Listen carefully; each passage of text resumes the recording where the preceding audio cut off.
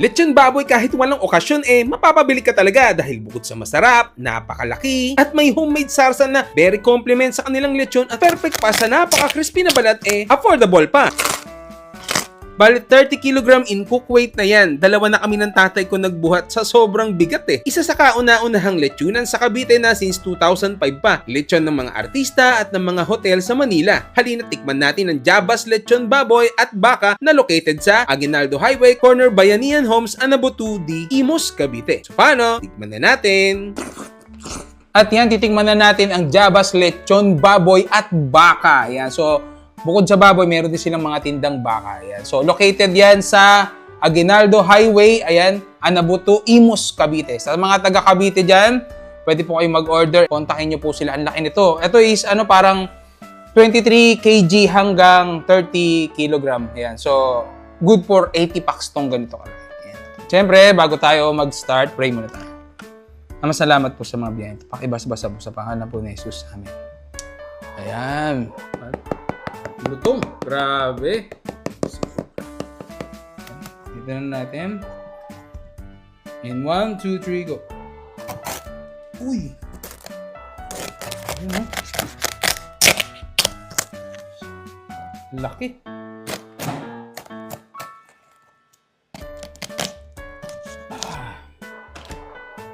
Ayan grabe. Shit.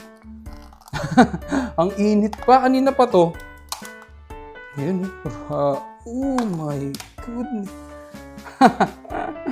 Ayan, grabe, laki na natipak natin. So yan, tikman na natin.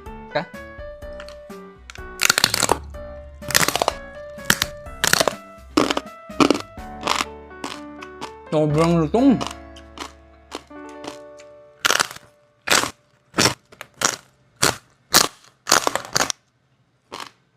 Grabe.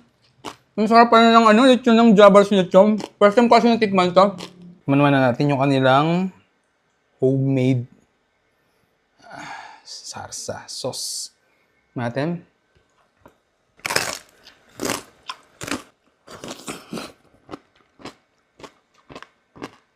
Ang sarap ng sarsa.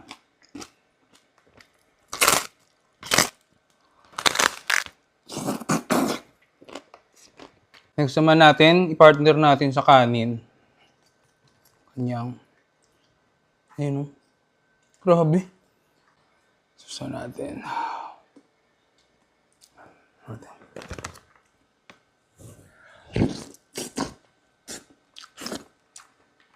Grabe. Sobrang lambot.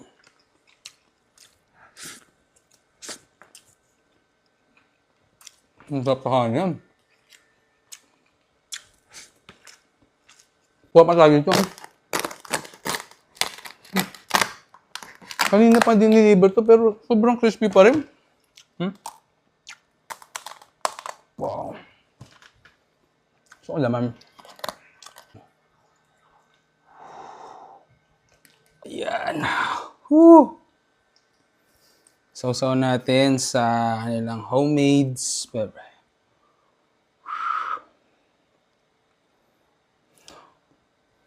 Then,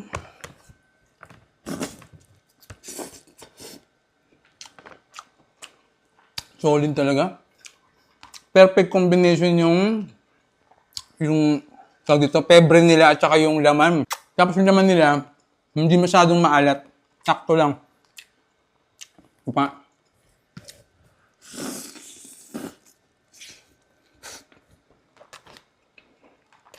Kain tayo.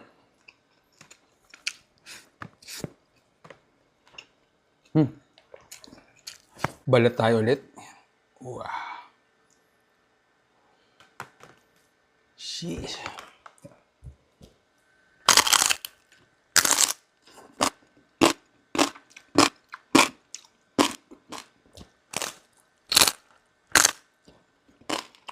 Sarap. Mga gustong tumikim nito, Jabas Lechon. Meron silang baka. Jabas, baka naman. Baka naman.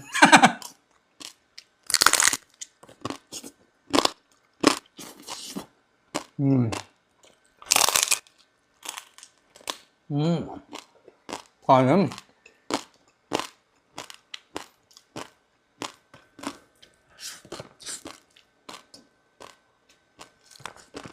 Kaya pala lechon ng mga ano to artista kasi ang sarap nung lasa niya. Matagal na rin pala to, mga nasa 20 years na sila. Sila yung mga kauna-unahang nagtitinda dito sa Cavite ng lechon.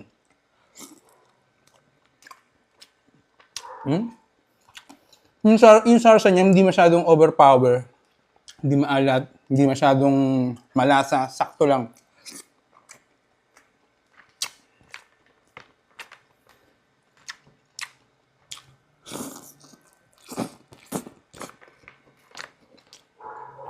Itong kaderong kanin.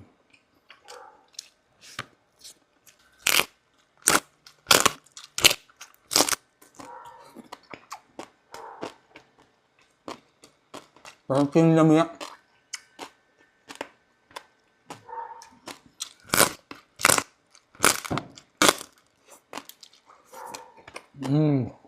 Last na hiklat sa laman. Ito, lambot niya, oh.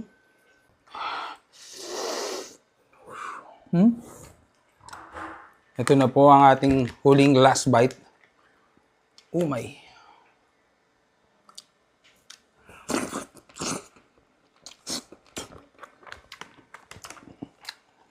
So paano? I-enjoy na namin itong lechon ng Java lechon. Alam,